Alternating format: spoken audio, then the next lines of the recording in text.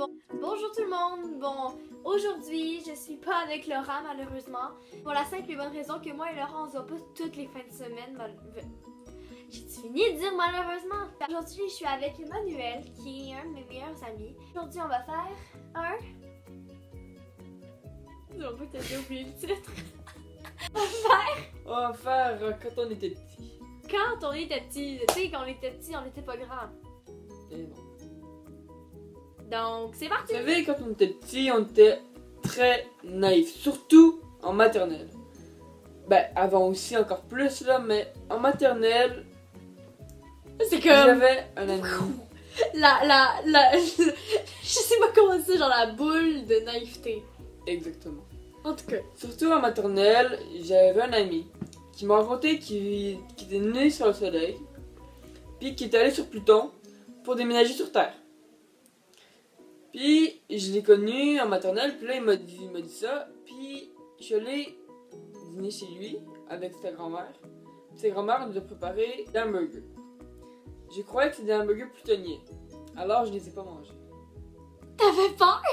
J'avais peur des hamburgers, oui. Oh mon dieu! Ok. J'avoue, j'ai jamais été aussi naïf que ça. Anne-Marie, t'as une toi, anecdote? Ok. Allons-y. Une fois, j'étais au supermarché avec mon père. J'avais genre 1 ou 2 ans, je crois. Mais on était dans l'allée des fruits et légumes. Puis moi, je me promenais dans les allées, là. Wouh! Puis là, il y a une madame. Elle a commencé genre à... Genre, tu sais, comme... Je la connaissais même pas, là. C'était comme une madame italienne, là. Je l'ai regardée, j'ai fait... Madame, pourquoi vous me flattez les cheveux? Je ne suis pas un chien. Wouh! Ouais, maintenant on est rendu chez Emmanuel. Ben oui. Eh oui. Ok, donc c'est à ton tour. Une autre anecdote. J'étais dans un restaurant, j'avais environ 2 ans.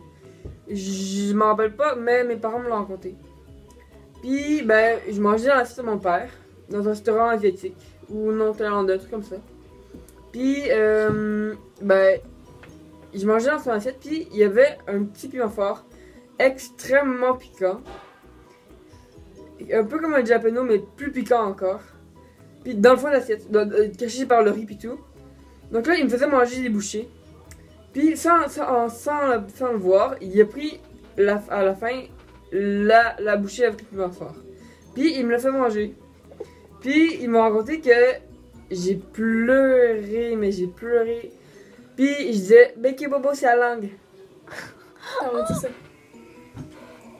Voici l'hymne national. Eh oui.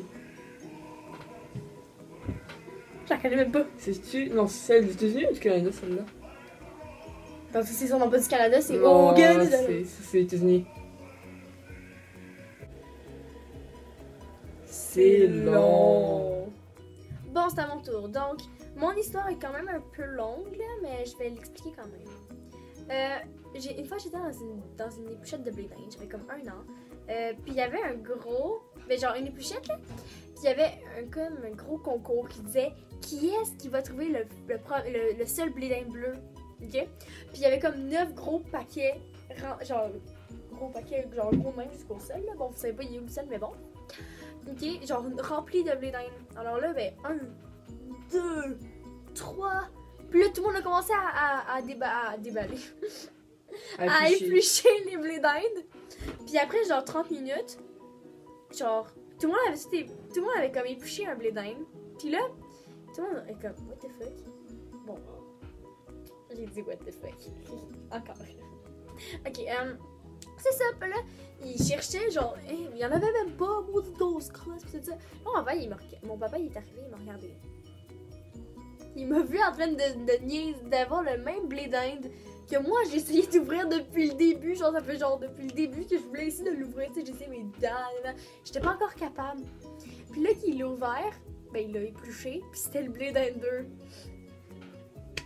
Applaudissements, s'il vous plaît. Ok, ça. Bref, j'ai gagné une glacière. Ma dernière anecdote. Donc, quand j'étais petit, je croyais que les panneaux qu'il y a dans la maison, les panneaux gris avec une antenne pour avoir du réseau avec les satellites, je croyais que ça servait à entendre des signaux extraterrestres. Mais personne n'avait jamais réussi. Et puis, les panneaux, ben, tout le monde essayait d'avoir des signaux. Puis, si quelqu'un avait réussi à avoir un signal avec les extraterrestres, il gagnerait $1 million, un truc comme ça.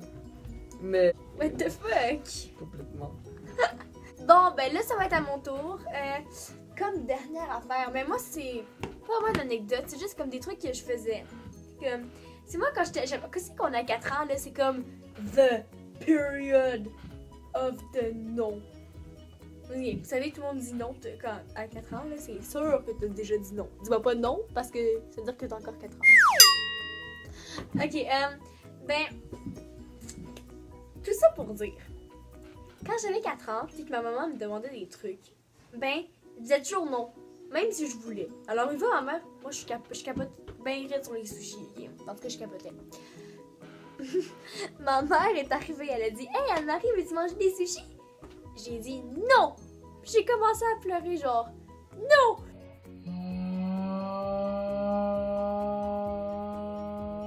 Parce que j'avais dit non.